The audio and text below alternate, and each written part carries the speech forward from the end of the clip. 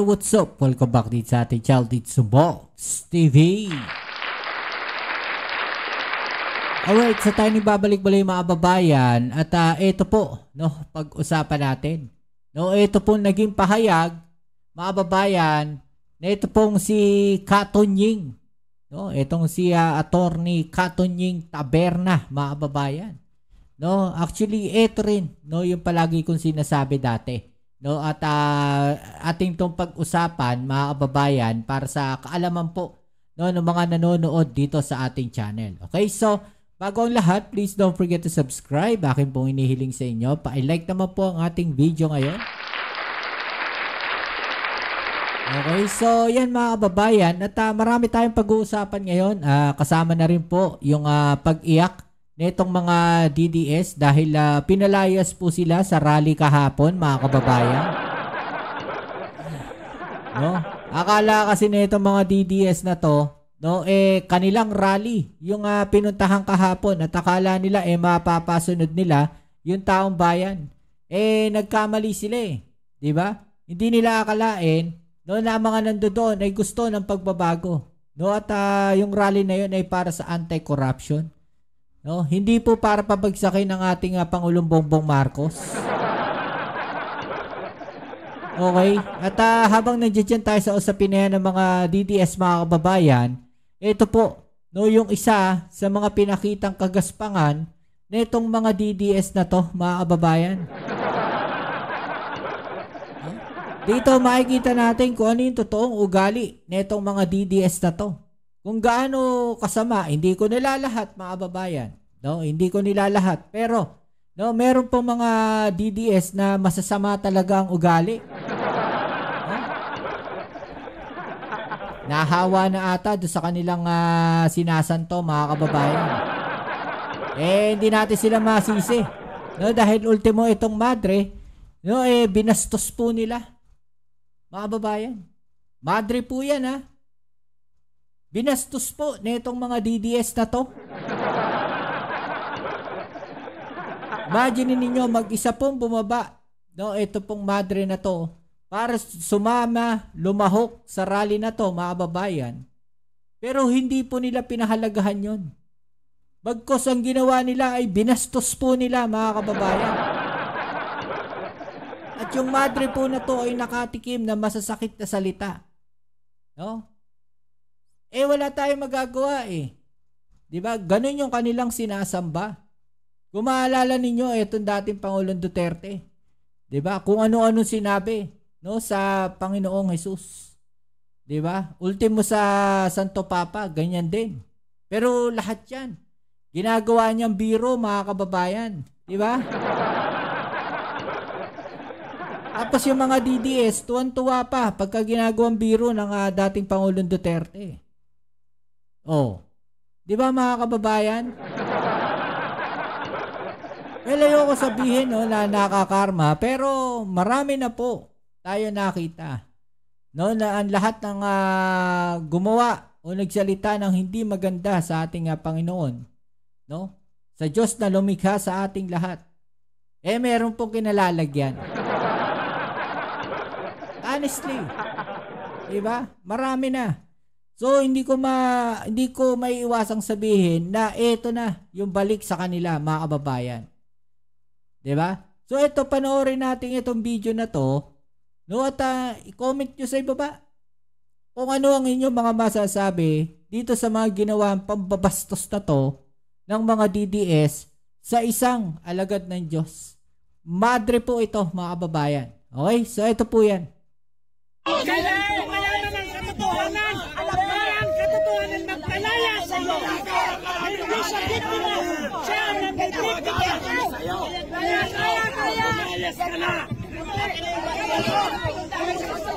Diba? Pinalalayas nila at tinatangka po nilang hatakin pa. Ayan, kung makikita natin sa likuran, ay kinukuha po, no, nung isang siraulo na yon, yung bandera nitong madre. Diba? Bakit mo kailangan kunin, kuya? Diba? Bakit kailangan mong kunin?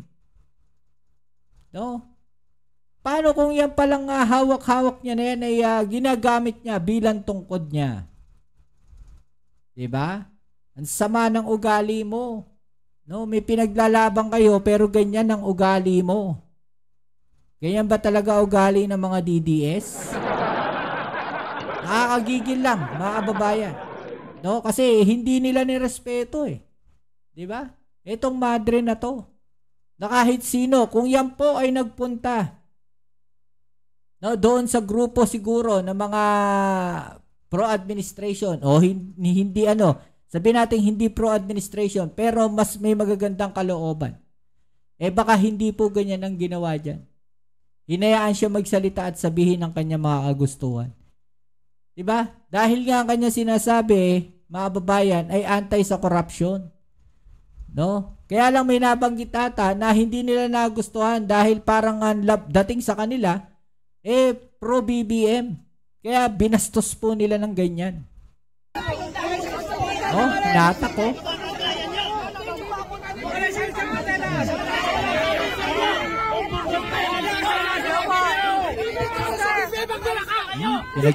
Tinutulak to.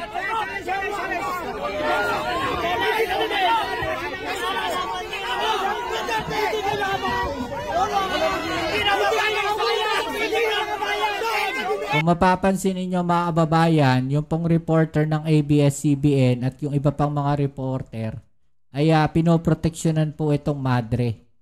No? Yung kamay po nung reporter ng ABS-CBN na yun, shoutout sa iyo kuya, nakaikot po dito kay mother, no? Sa madre po. Ayan, no? Sinasaway na nila. No, sinasaway po nila, mga kababayan. No, ganyan po kagaspang ang ugali nitong mga DDS na to. Okay? So mapunta tayo dito sa sinasabi ni Kato Nying, mga kababayan.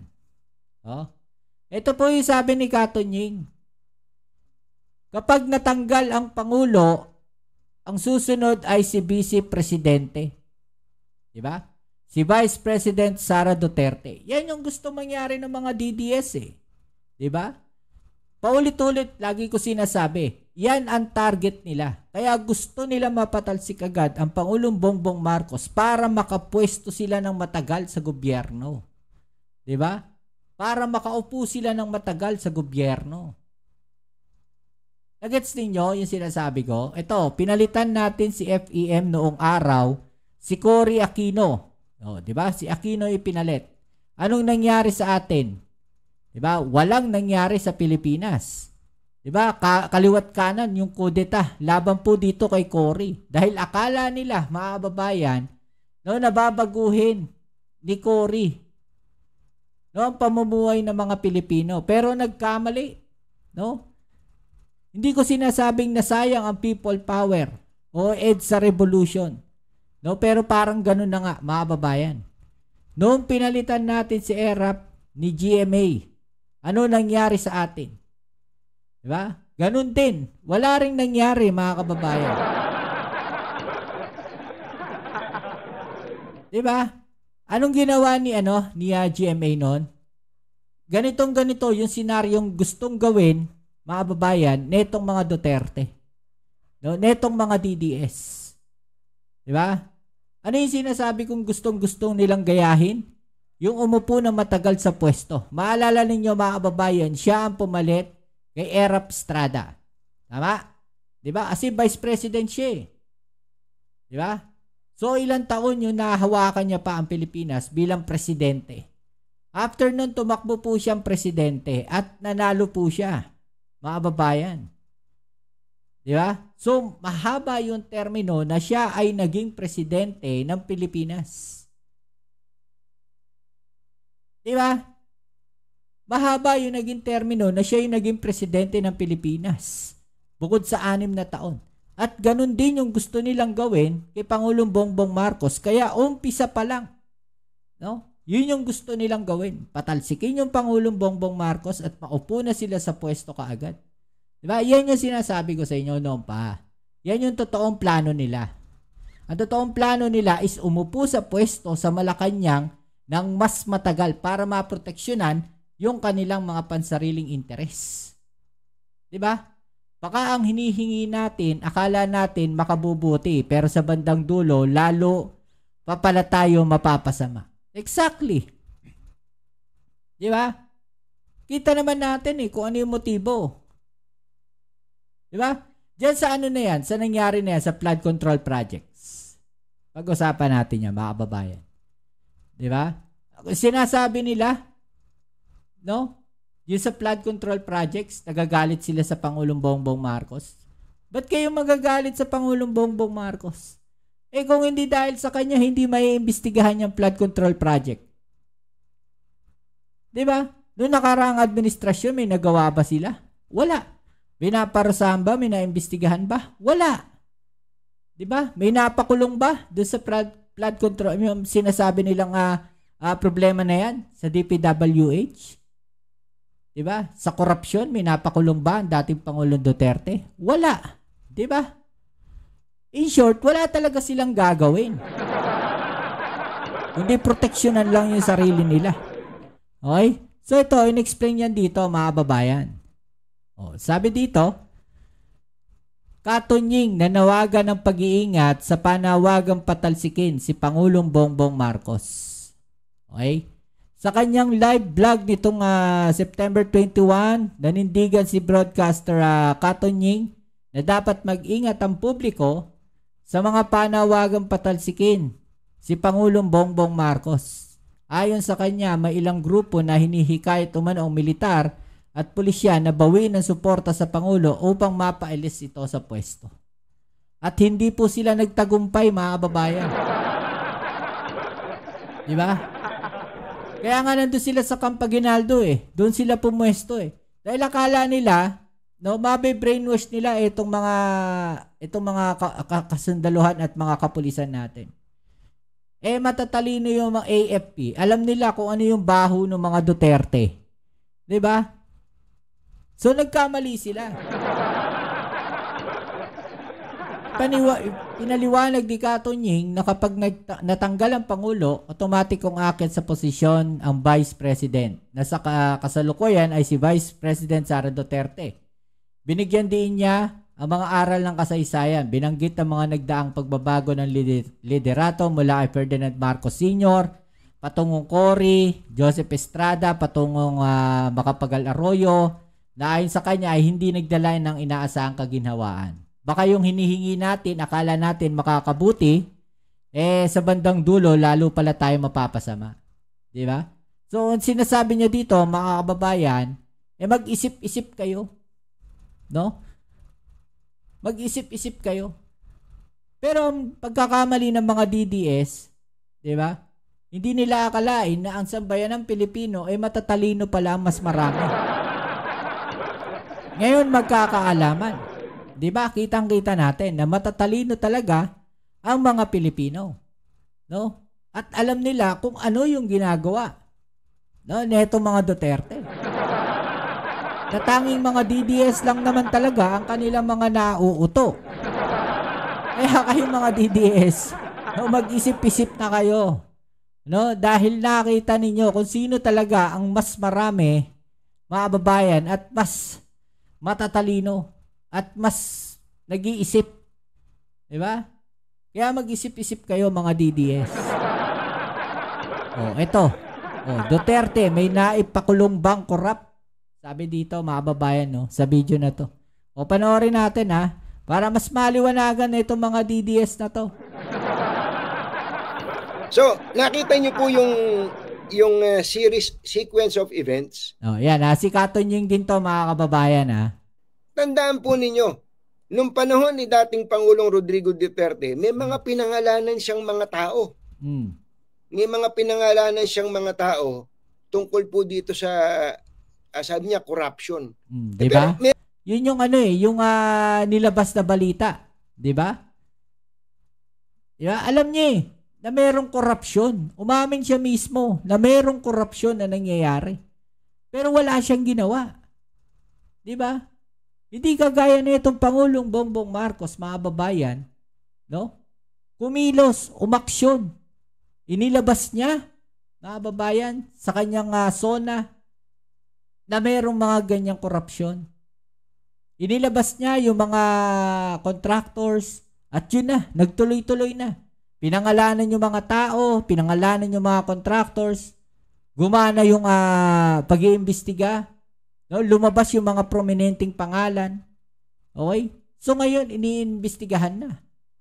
Diba? In short, kumilos yung Pangulo natin. Yan tanong, si Digong ba kumilos? Diba? Yun yung tanong. Meron ba siyang naipakulong na corrupt noon nung panahon niya? Oh. Diba? May napakulong ba siya? Pangulong Duterte, meron ba kayo naalalang ipinakulong niya na corrupt? Hindi ako, baka naman nalimutan ko lang. Meron ba? Oh. Meron ba, mga kababayan? Wala.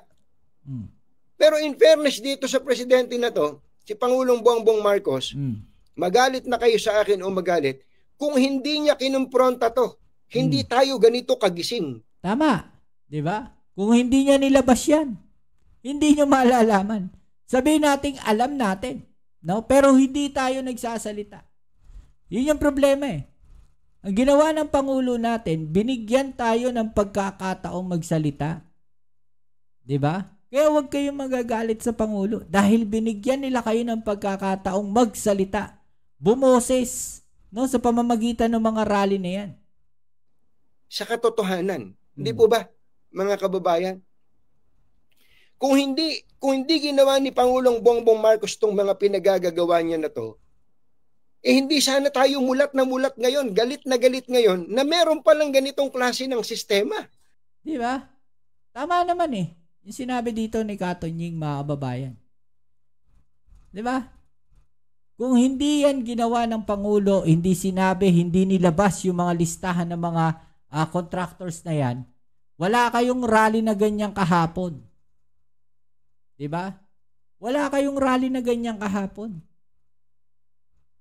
Kaya yung mga nag-rally kahapon, no, na ng gulo, no, nanira ng mga properties, wala.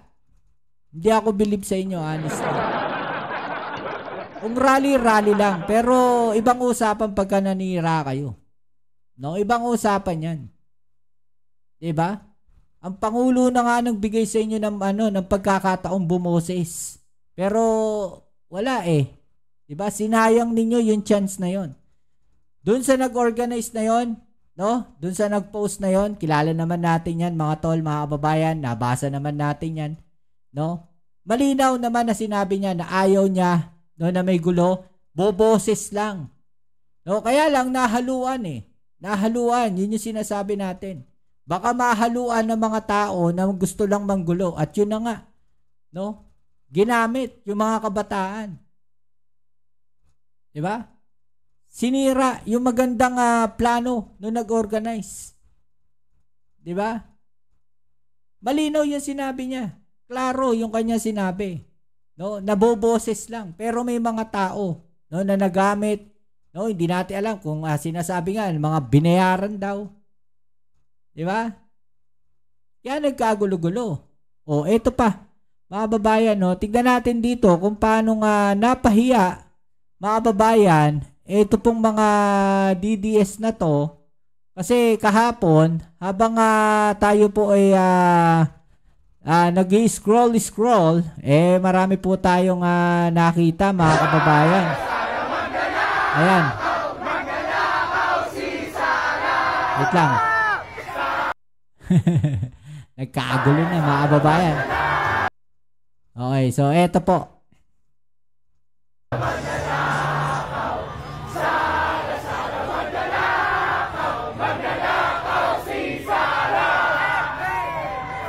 Yan po yung sigaw kahapon.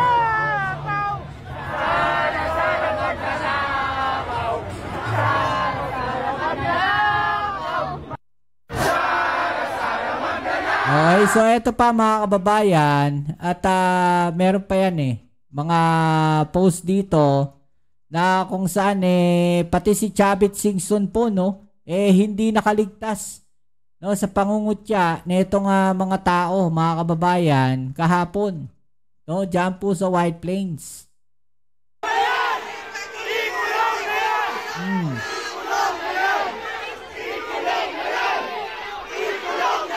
Chingson yan, si Chubby Chingson.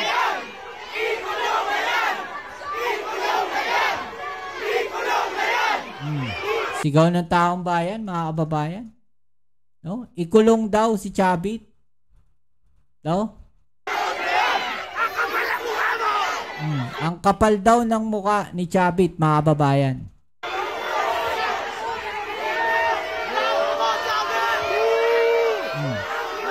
Sabi, no? Binubu.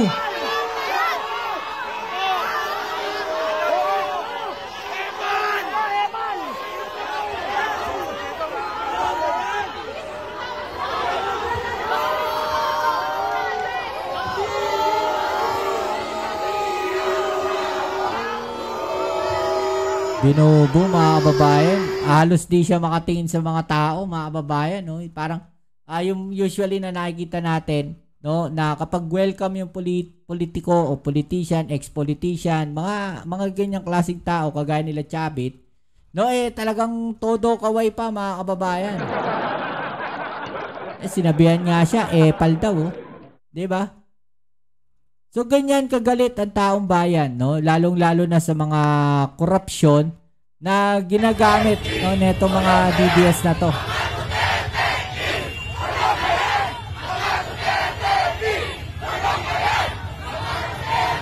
Oh, yan yung sigaw, ikulong.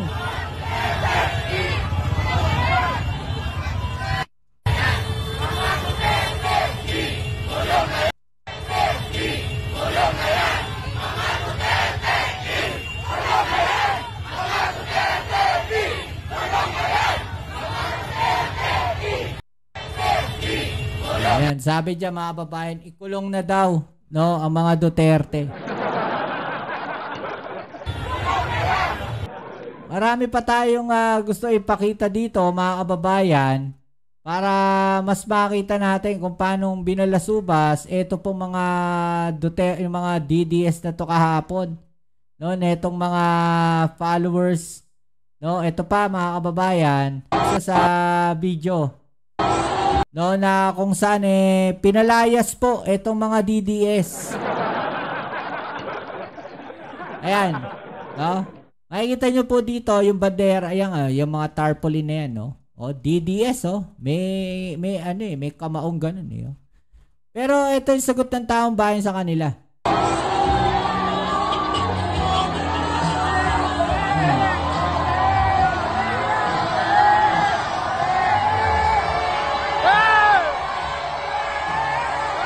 EDSA po yan.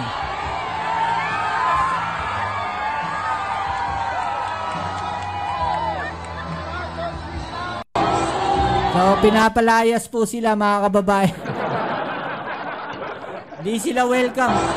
No, hindi sila naging welcome doon sa naging rally kahapon, mga kababayan. No, kasi nga, alam ng mga tao ano yung ano nila ano yung intention nila 'Di ba? Ang intention nila, no, neto mga DDS na to, i-turn yung rally na yon into a DDS rally. Kaya lang, kitang-kita 'Di ba, na hindi pabor sa kanila yung mga tao. So, ibig sabihin, mga kababayan, ayaw ng taong bayan din dito kay Sara Duterte. 'Di ba? Ayaw ng taong bayan kay Sara. Kasi eto mga DDS na to, malinaw na malinaw, mga kababayan. Pinalalayas sila sa rally. Ayaw ng tao dyan sa mga DDS na yan. Ano masasabi po ninyo dyan, mga kababayan? I-comment na lang sa ibaba yung mga opinion at atin yung pag-usapan. Alright? So yan muli, maraming salamat sa lahat ng mga patuloy na suporta dito sa ating channel. Kita-kits po tayo sa ating next video upload. Ito muli ang yung Kuya Mobs, it's Mobs TV. Peace. I'm out.